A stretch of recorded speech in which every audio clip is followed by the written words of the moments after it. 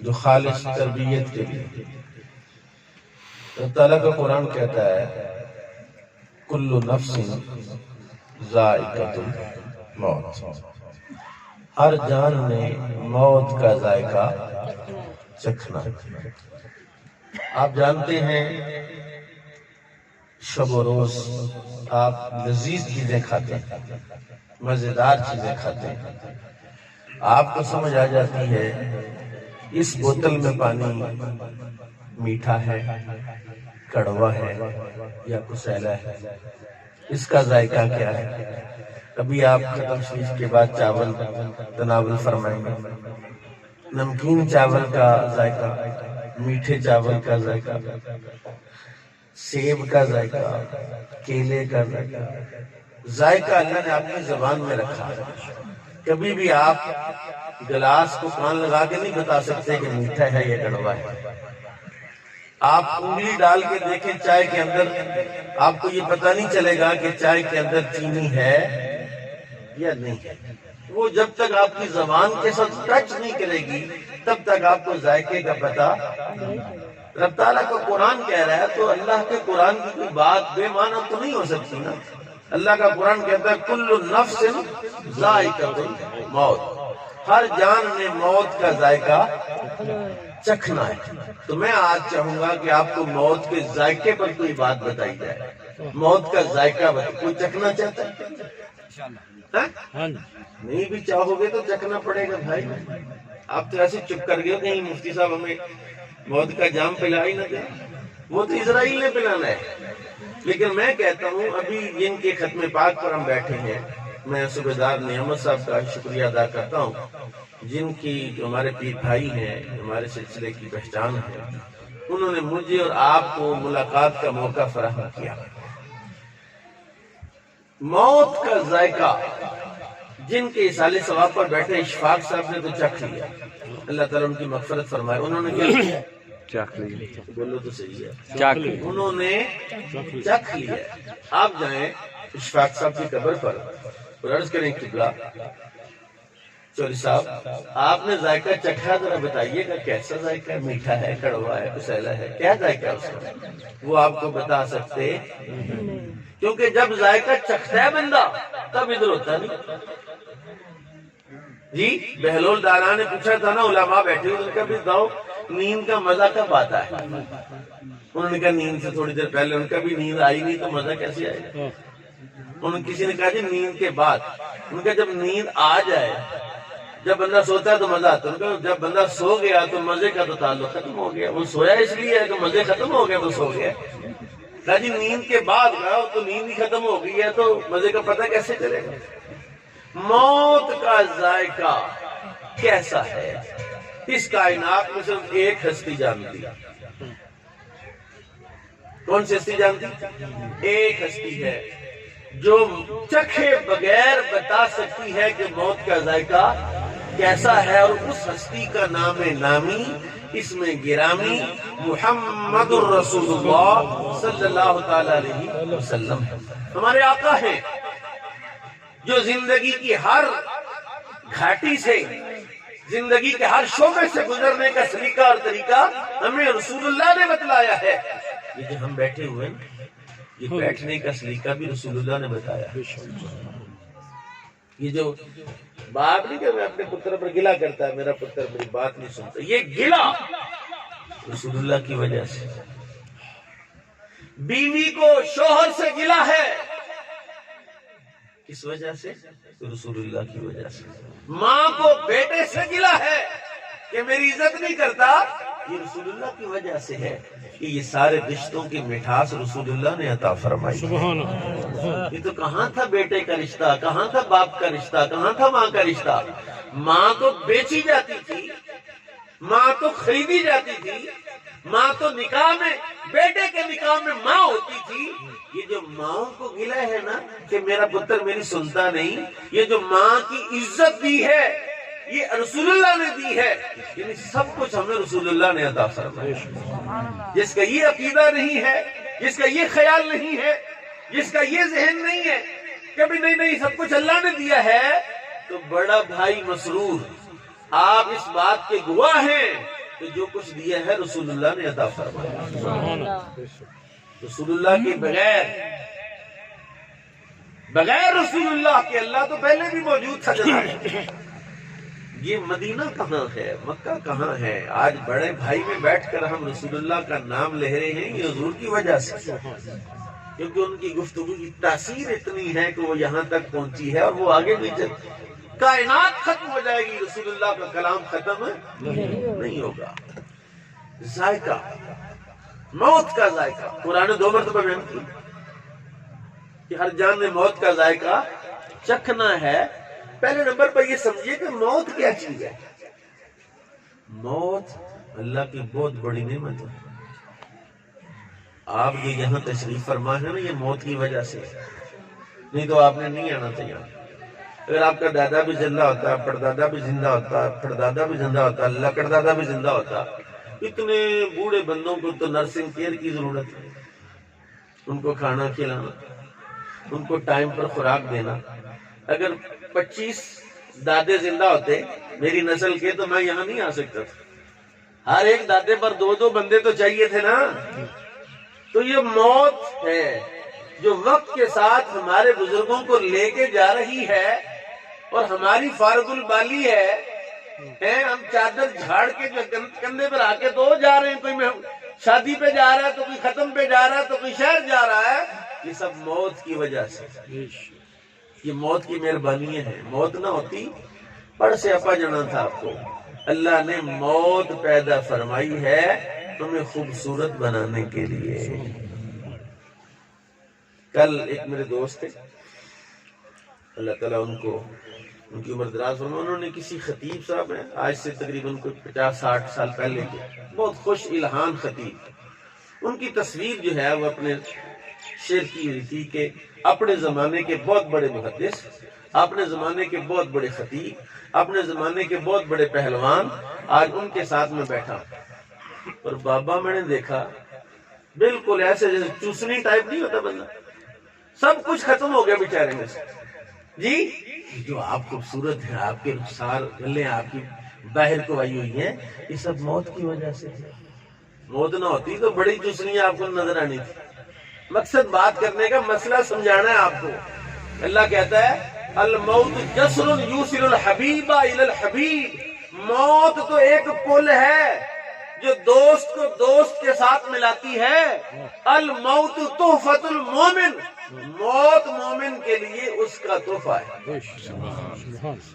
اللہ تحفہ دے، قدم مجھے پتر دی اللہ نے، اللہ کا تحفہ ہے. اور جب سارے تحفے اللہ دے تو آپ خوش ہوتے ہیں. تو موت اللہ تحفہ دے، کیونکہ مومن کے لیے موت جنت کا دروازہ ہے. مومن کے لیے موت جنت کا دروازہ ہے. یہ الگ بات ہے کہ مومن کو، ابھی یہ حضرت صاحب شعر پڑھ رہے تھے، علی کا ذکر چہروں کو سنوار دیتا ہے. میں سوچ رہا تھا اس کا کیا مطلب، علی کا ذکر چہروں کو کیسے سنوارتا ہے اور علی کا بغض چہروں کو کیسے بگاڑتا ہے؟ گل کوڑی ہے.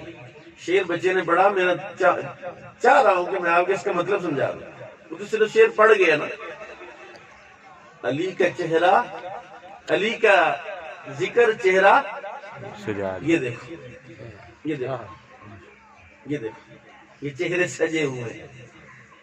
اور میرے علی کا چہرہ بھی ایسا تھا، سبحان سبحان، داڑھی والا، سنت والا. اور علی کا بغض، یعنی آپ کو حضرت علی پسند نہیں، ان کا چہرہ پسند نہیں، رسول اللہ کا چہرہ.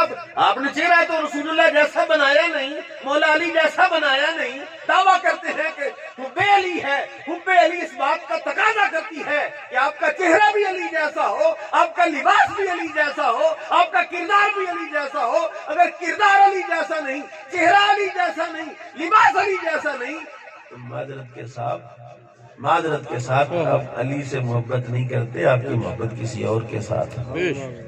جو شیشے کے سامنے کھڑے ہو کے پف بناتے ہیں، حضرت علی کا پف تو چیک کرو ذرا جا کے. پڑھو نہج البلاغہ جا کے، پڑھو سیرت علی جا کے، کہ مولا علی کی سیرت سیرت مصطفیٰ کی تصویر ہے. الموت تحفۃ المومن، موت مومن کے لیے تحفہ ہے، اور میرا رب جب تحفہ دیتا اپنے بندے کو، کس کو تحفہ دیتا؟ یا اللہ کس کو تحفہ دے رہا ہے؟ پر میں اس کو جس سے میں 70 ماؤں سے زیادہ پیار کرتا ہوں، 70 ماؤں سے زیادہ پیار ہے، ساری کرتوتیں خراب ہیں پھر بھی وہ عزت بھی دے رہا ہے، رزق بھی دے رہا ہے، آنکھیں بھی صحیح ہیں، کان بھی صحیح ہے، زبان بھی صحیح ہے، گردے بھی صحیح ہے، دل بھی صحیح ہے۔ کبھی دیکھا ہے ڈائلسس ہوتا ہے جس کو نہیں؟ کل میرا ایک مرید کا فوت ہوا، بیچارے کے گردے خراب ہو، ہفتے میں 2 دفعہ ڈائلسس کراتا، کتنی مرتبہ؟ 2۔ بیچارہ کالا سیاہ ہو گیا۔ آپ کے گردے صحیح، گھٹاگھٹ پانی کے گلاس پی رہے اور وہ آپ کا پانی جو ہے وہ ہضم کر رہا ہے۔ یہ اللہ کی مہربانی ہے۔ مومن صرف اتنا ہی کہے یا اللہ تیرا شکر ہے۔ مومن تو شکر کر کر کے تھک جائے پھر بھی اس کا شکر ادا نہیں ہوتا، اور اس کا شکر ادا کرو، بولو یا اللہ تیرا شکر ہے، بولو تو صحیح، یا اللہ تیرا شکر۔ موت بڑی لاجواب چیز ہے، موت بڑی بے مثال چیز ہے۔ میں موت پہ آخری بات کر کے اپنے موضوع کو ذائقے پر لے جاتا ہوں۔ رسول پاک کی خدمت میں صحابہ بیٹھے تھے، آپ نے فرمایا اللہ نے اپنے بندے کو اختیار دیا، اللہ نے اپنے بندے کو اختیار دیا کہ چاہے دنیا میں رہنا چاہتا ہے تو دنیا میں رہ سکتا ہے، اور اگر رفیق اعلیٰ کی طرف جانا چاہتا ہے تو وہاں جا سکتا ہے۔ اللہ کے بندے نے رفیق اعلیٰ کو اختیار فرما لیا۔ سب نے سنا حضرت ابوبکر صدیق رونا شروع رضی اللہ تعالیٰ، سب نے سنا تھا جناب صدیق اکبر قبلہ حضور آپ کیوں رو رہے ہیں؟ کہا تمہیں پتہ نہیں چلا حضور نے کیا کہہ دیا؟ جو رمز مصطفیٰ کو جانتا ہے، جو مزاج رسول کو جانتا ہے، اس کا نام جناب سیدنا صدیق اکبر رضی اللہ تعالیٰ عنہ ہے، اس کا نام نامی خلیفۃ الرسول ہے۔ کہا تمہیں پتہ نہیں چلا اس بندے سے مراد کون ہے؟ حضور ہیں، حضور جا رہے ہیں۔ تو جس کو رسول اللہ نے اختیار کیا وہ کبھی ماڑی شے ہو سکتی، وہ گھٹیا شے ہو سکتی، اعلیٰ چیز ہے تو حضور نے اختیار فرمائی ہے، حضور نے پسند فرمائی ہے، کیونکہ اسی کے رستے سے بندہ رب تک پہنچتا ہے، رب کے جلوے کو دیکھتا ہے۔ میرے آقا فرماتے ہیں حضرت ادریس علیہ السلام قرآن پاک میں وَاذْكُرْ فِي الْكِتَابِ إِدْرِيسَ إِنَّهُ كَانَ صِدِّيقًا نَبِيًّا، ان کا نام ادریس نہیں تھا، ان کا نام تھا اخنوخ۔ کیا نام تھا؟ اخنوخ علیہ السلام۔ وہ بہت زیادہ درس دیتے تھے، ہر وقت درس میں مصروف رہتے۔ لوگ بیٹھے ہیں، وہ درس دے رہے ہیں، اتنا درس دیا کہ رب نے قرآن میں ان کا نام ہی ادریس رکھ دیا۔ اس کا مطلب ہے درس دینا نبیوں کا طریقہ ہے۔ درس دینا کن کا طریقہ ہے؟ اور درس دیا کرو، نہیں تو اپنے بچوں کو وہ تعلیم دلاؤ جس سے وہ درس دینے کے قابل ہو جائیں۔ نسلیں تو ختم ہو جائیں گی، درس باقی رہے گا۔ جناب یوسف کو خریدنے کے لیے مائی اٹی لے کر گئی تھی، مائی اٹی سے یوسف خریدا جا سکتا، کہاں نہیں خریدا جا سکتا، لیکن میں اس لیے لائی ہوں کہ خریداروں میں شامل ہو جائے۔ کل قیامت میں جب دین کے درس دینے والوں کو اٹھایا جائے گا، تیرا بیٹا بھی ساتھ اٹھے گا، تیرا فخر ہوگا۔ جناب فاروق اعظم بیٹھے ہوئے تھے رسول اللہ کی خدمت، حضور نے فرمایا میرے صحابہ بتاؤ کون سا درخت ہے جو انسان کے مشابہ ہے؟ خاموش۔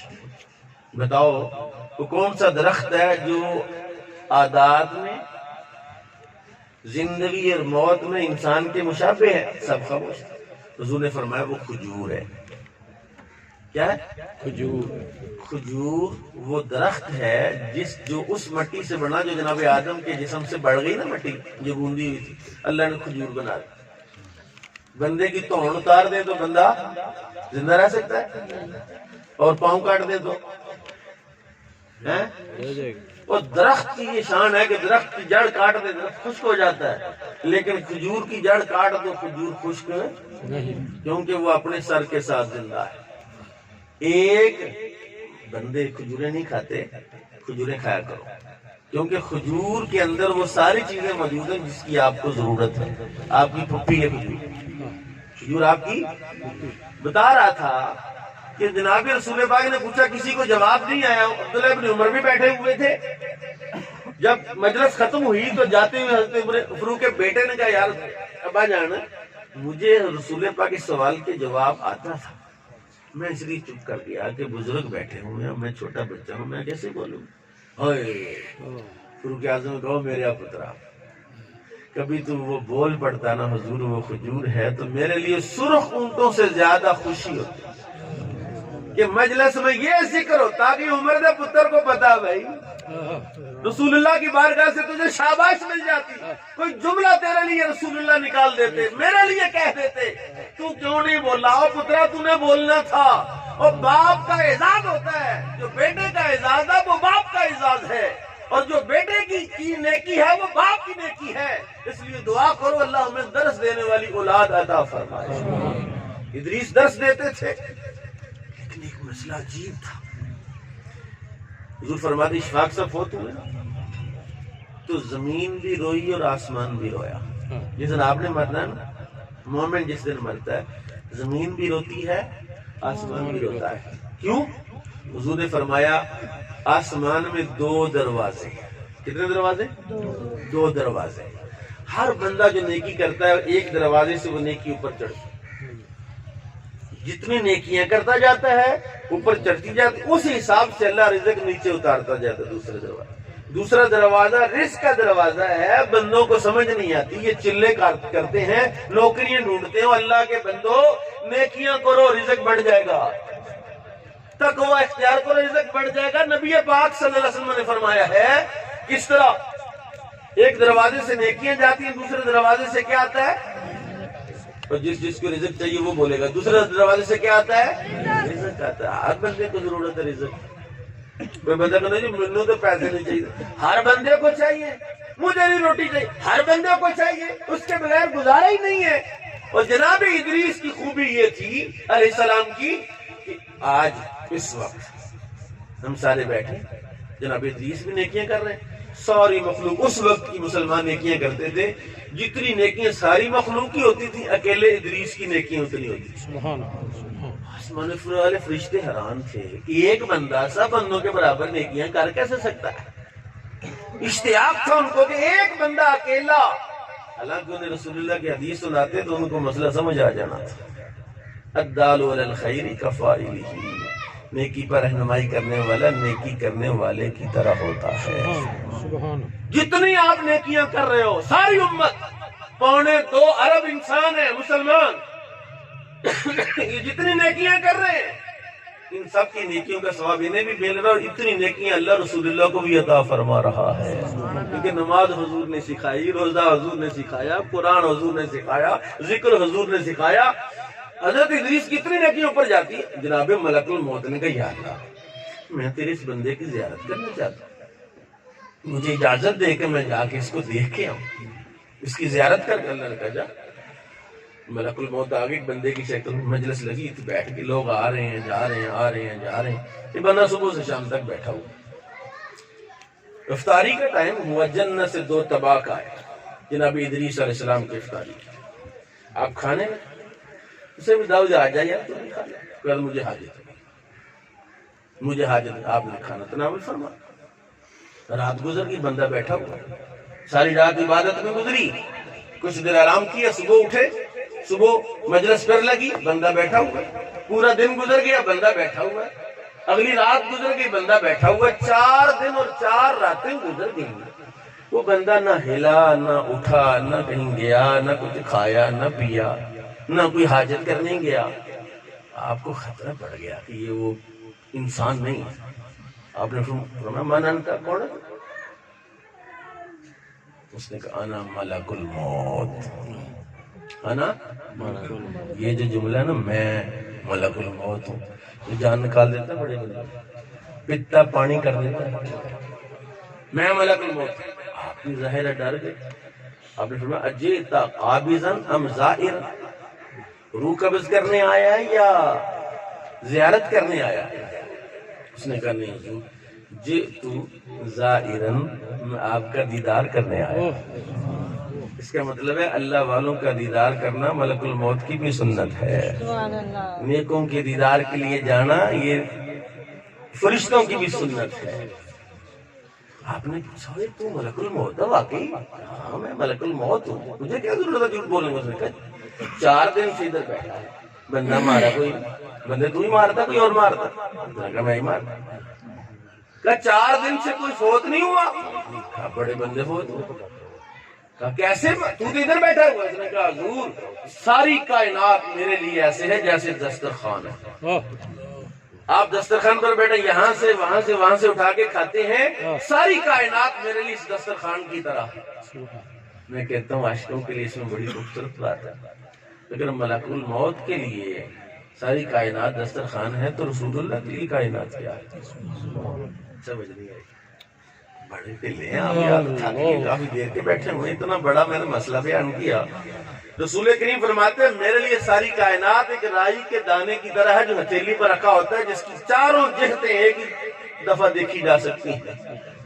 ملک الموت کہتا ہے ساری کائنات میرے لیے دسترخوان کی طرح ہے، اس کا مطلب ہے ساری کائنات تو بہت بڑی ہے، یہ میرے لیے تیرے لیے اللہ والوں کے لیے کائنات بڑی نہیں۔ علامہ اقبال کہتے ہیں دونی میں ان کی ٹھوکر سے صحرا و دریا، سمٹ کر پہاڑ ان کی ہیبت سے رائی۔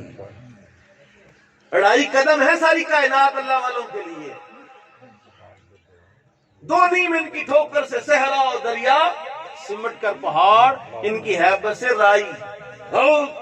ایک جلال آئے تو ساری کائنات رائی کا دانہ بن جاتی ہے، ان اللہ والوں کی شان۔ آپ نے کہا ادریس علیہ السلام نے کہا یار اچھا مجھے ایک مسئلہ تیرے ساتھ، کام پڑ گیا۔ کیا کام؟ اللہ تعالیٰ کہتا ہے موت کا ذائقہ ہر بندے نے چکھنا ہے تو مجھے ذائقہ ہی چکھا دے۔ اس نے کہا حضور 2 صورتیں ہیں، یا تو کوئی بندہ لا کے آپ کے سامنے لٹا کے اس کی روح نکالتا، آپ چکھ لو، وہ تو وہ چکھے گا میں تو نہیں چکھوں گا۔ پھر میری جان نکالو، توبہ میں تو ایک چیونٹی کی جان اس کی مرضی کے بغیر نہیں، آپ تو اللہ کے پیارے ہیں، اللہ کے نبی ہیں۔ کہا پھر اس سے اجازت لے لیتے ہیں۔ جناب ادریس نے ہاتھ اٹھائے، مولا اس کو اجازت ہے میری روح قبض کرنے کی؟ ملک الموت نے کہا جناب اجازت مل گئی ہے، لمحہ پہ جاؤ۔ لیٹ گئے، اس نے بڑی نرمی کے ساتھ بڑی آہستگی کے ساتھ جناب ملک الموت نے ادریس علیہ السلام کی روح کو قبض کیا، فوت ہو گئی، روح نکل گئی۔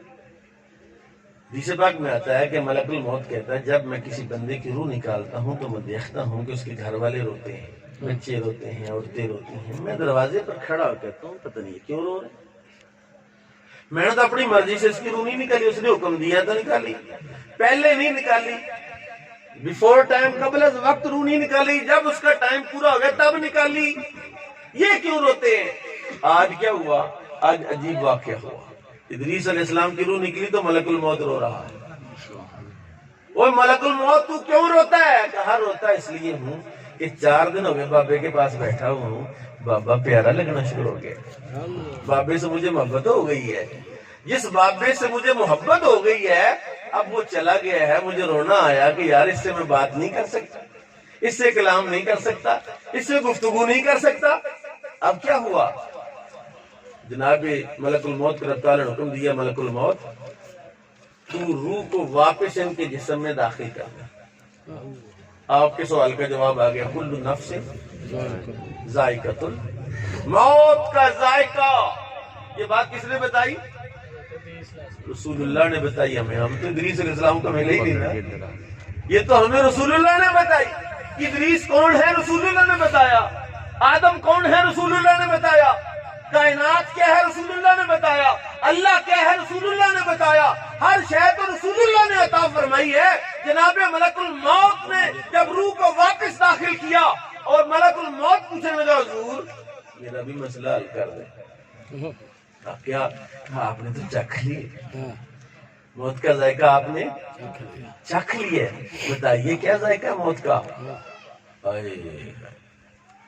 جناب ادریس نے کہا کسی جانور کو ذبح کیے بغیر اس کی کھال اتاری جائے، ماجو ٹیکا لوایا جی پتا نا جو ڈاکٹر مڑوایا تو پھر کی کر دیا ماجو او ڈاکٹر کو ٹیکا لگانے والا ویسے دیکھتی ہے کہا کسی جانور کو ذبح کیے بغیر اس کی کھلڑی جب اتاری جاتی ہے جتنا درد اس جانور کو ہوتا ہے اس درد کو 100 مرتبہ جمع کر لو بچہ بیٹھ حل کر لینا جتنا درد اس بھینس کو اس جانور کو ہوتا ہے کھلڑی اتارنے کا اس درد کو 100 مرتبہ جمع کر لو یہ ہے موت کا ذائقہ ہے طاقت آپریشن کرنے لگے تو بے ہوش کرتے تمہیں وہاں کس نے بے ہوش کرنا ہے دیکھا کسی بندے کا شکل ٹیڑھی ہو جائے منہ ٹیڑھا ہو جاتا ہے مرنے کے بعد شکلیں بگڑ جاتی ہیں لیکن یہ عجیب بات ہے جناب ادریس بتا رہے ہیں رسول اللہ ہمیں بتلا رہے ہیں حشر بہشت میں اس مسئلے کے حل لکھا ہے انہوں نے کہا ایک اللہ والے کو رسول اللہ کا دیدار ہوا خواب اس نے کہا حضور آپ نے مومن کی موت کے بارے میں لکھا ہے کہ ایسے جیسے گندے ہوئے آٹے سے بال نکلتا ہے ایسے مومن کی جان نکلتی ہے یہ آپ نے فرمایا ہے حضور نے فرمایا ہاں میں نے کہا ہے عرض کیا رسول اللہ قرآن تو اس کے خلاف کہتا ہے قرآن کہتا ہے جاءت سکرۃ الموت بالحق موت کی سختی آئی حق کے ساتھ والتفت الساق بالساق الی ربک یومئذ المساق پنڈلی کے ساتھ جوڑ کے مروڑ دی جاتی ہے ہڈیاں چٹک جاتی ہیں جب روح نکلتی ہے یہ تو اس کو پتا ہے جس کی روح نکلتی ہے حضور موت کی سختی کو تو قرآن بیان کر رہا ہے اور آپ کہتا ہے جیسے گندے ہوئے آٹے سے بال نکلتا ہے دونوں مضمون آپس کے اندر مخالف ہیں اس کا کوئی حل بتائیے حضور نے فرمایا آسان حل ہے